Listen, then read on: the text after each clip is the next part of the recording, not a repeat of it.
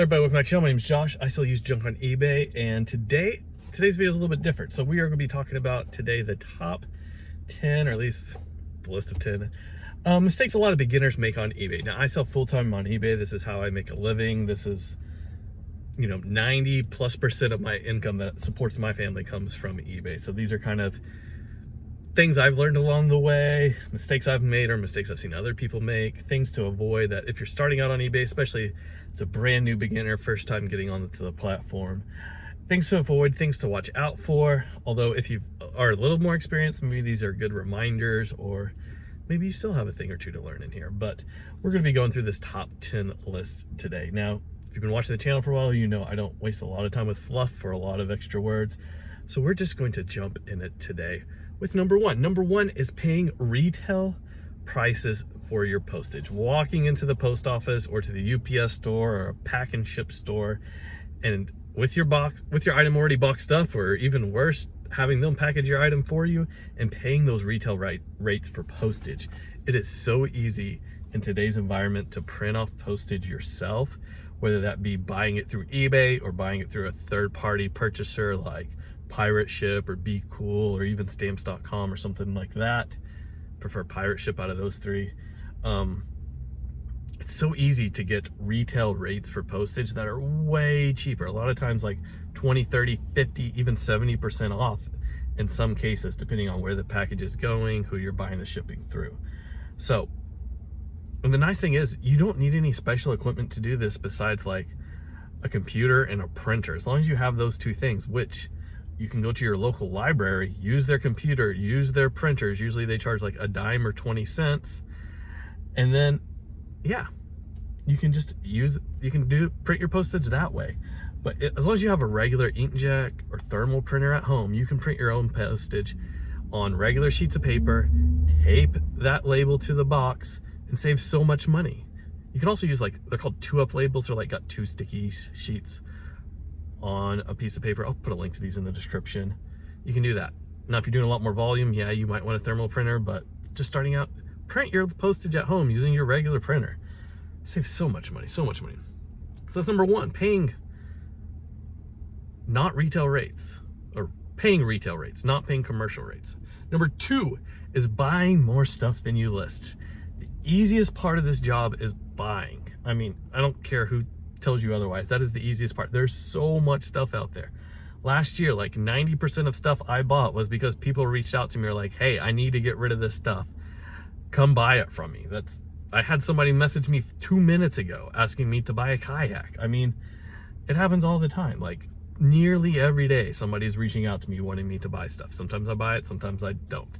And if you do this long enough, you will find great sources. Sometimes it does take a while to develop those connections, and I know that's a process, but it's very easy for people to buy way more than they're actually listing, end up with this massive death pile, and then have so much stuff that they'd never get to. There's so much money sitting there that's not being capitalized on because there's a massive pile of unlisted inventory. It's easy for me to overbuy, but the biggest thing I've learned in the last couple of years is you can't buy everything. You've got to pass up on some deals, no matter how good they are, no matter how great they are, no matter how amazing they are. You've got to pass up on some deals. You cannot buy everything. So do not try to buy everything. Do not buy more than you list. If you list 100 things a week, don't buy 150 things a week. That simple. Number three, this is the biggest thing I see when people are like, Josh, what's wrong with my eBay store? Why is nothing selling? I have all this stuff up there and it seems like nothing sells. What's the magical thing I can do to fix the algorithm? And number three is that magical thing, and that is your prices are too high. You are overpricing items. There's a lot of different reasons for this. Number one, markets shift. A lot of things, their prices go down over time. Number two is a lot of people look at what is listed on eBay instead of what is sold. And that gets them into trouble. You really have to be looking at sold listings instead of what's currently listed in a lot of circumstances.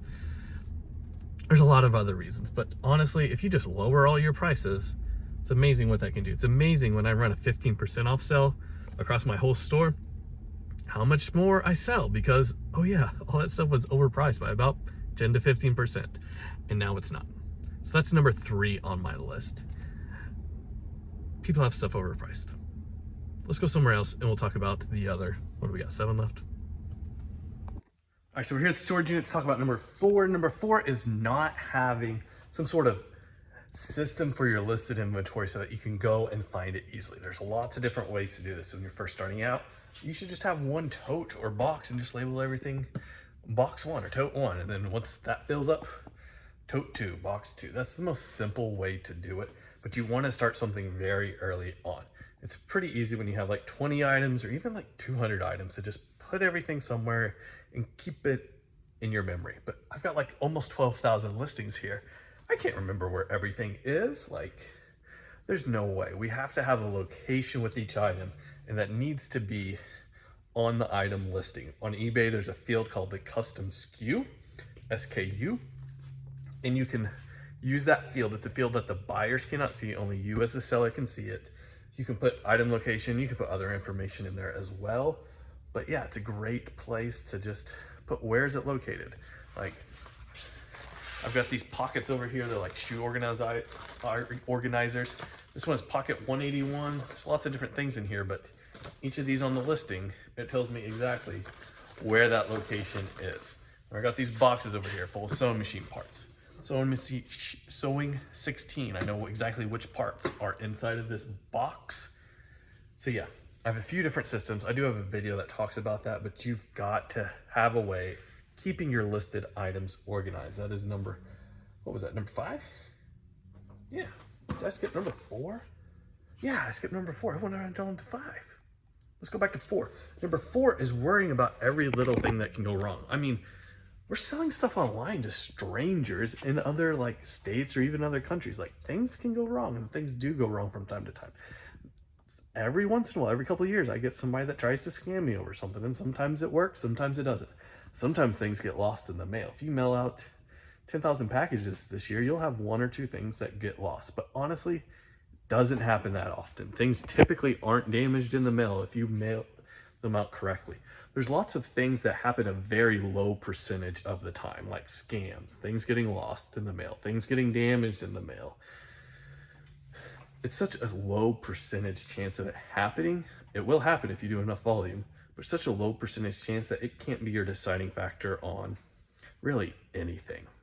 So don't worry about every little thing that can go wrong, because there's lots of little things that could go wrong. Don't worry about it. It's okay. It's okay. Buy insurance if it's a very expensive item. Very expensive can mean a lot of different things to a lot of people. Personally, I don't buy insurance on anything under $500. And honestly, even that, I probably shouldn't buy insurance anymore. But yeah, don't worry. Don't sweat the little things. They don't happen that often. Let's go somewhere else, and we'll talk about number 6. All right, it's the next day, so there's a wardrobe change. But number 6 on the list is actually having poor packaging, not shipping things properly, not packaging them properly when you are shipping.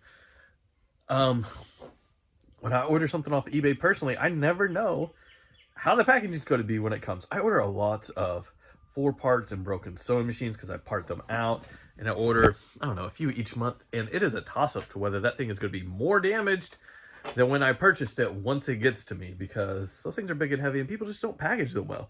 This is true with lots of things that you order on eBay. Is sometimes the packaging is absolutely amazing and great, and sometimes it's horrible.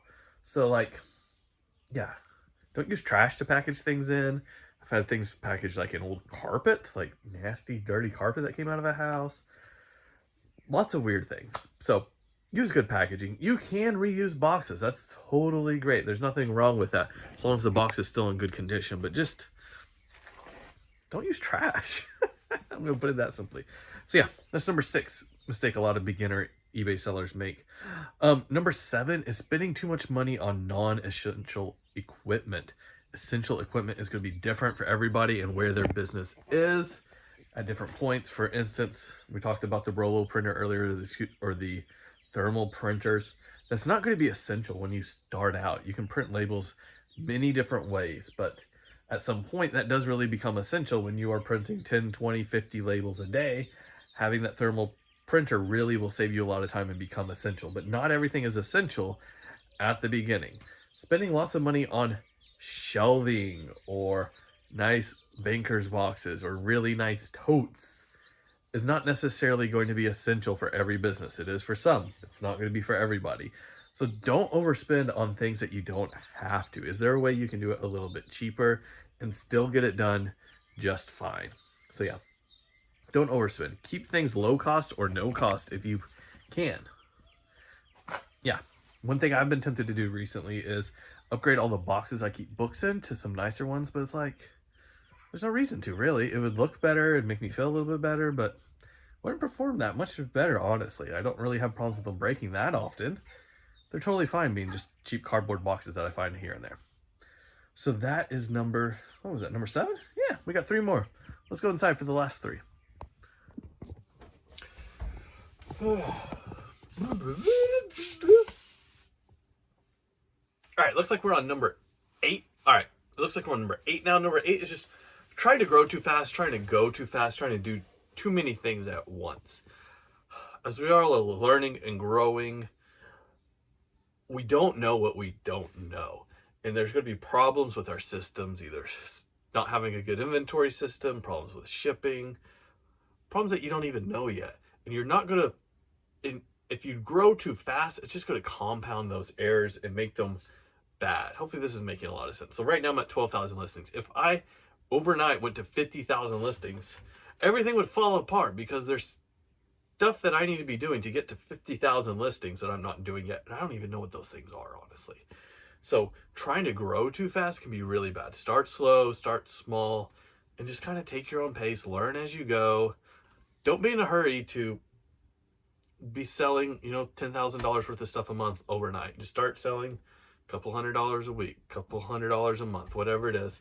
Slowly grow, slowly snowball, take your time. It's totally fine to go at a slower pace. As long as you're seeing that upward growth all the time, that's absolutely great. But don't try to like sell one thing on eBay and then the next day be selling full time on eBay. Like, take your time, learn slowly, be patient. That's number 8, trying to go too fast, trying to grow too fast, that type of thing. Number 9 is really overselling your items, or in other words, like not really describing their flaws. I know we're wanting to sell things, so we want to like really hype up our items, but you don't want to make them sound better or make them look better than they actually are. Because if you do that, that's just a bad experience for your buyer. That's what's going to lead to a lot of returns and things like that. Always highlight your flaws if you can. You really want to like under promise and over deliver. You're not wanting to over promise and under deliver. So don't get that mixed up. Highlight any flaws your items have. Let your buyers know about them. Do not try to hide them. Do not try to deceive your buyers. Let them know if your items have problems. Don't oversell them. Just, your items are what they are. Sell them like that. Don't try to make them better than they actually are. Yeah. That's number 9. And number 10, the last one. And number 10, the last one, is trying to copy somebody else's business model exactly. We are all different people. We have different sets of knowledge. We live in different places. If I tried to copy somebody else's business model that lives in Florida, I'm going to be finding lots of different things than what they find. See, I'm here in Oklahoma, right? You're not going to find the same places all throughout the country. And also, we all don't have the same connections to people. We all don't have the same relationships. We don't have the same sets of skill, the same bits of knowledge, even the same physical abilities. So don't try and copy somebody else's business model exactly. You can take pieces from this person over here and that person over there and make a great business model, but don't try and copy anybody's exactly. So yeah, these have been my 10 beginner tips. Let me know if you like this type of video, if you want to see more stuff like this in the future, or if you just prefer the what sold videos. But until next time, I'll see you guys later. Goodbye.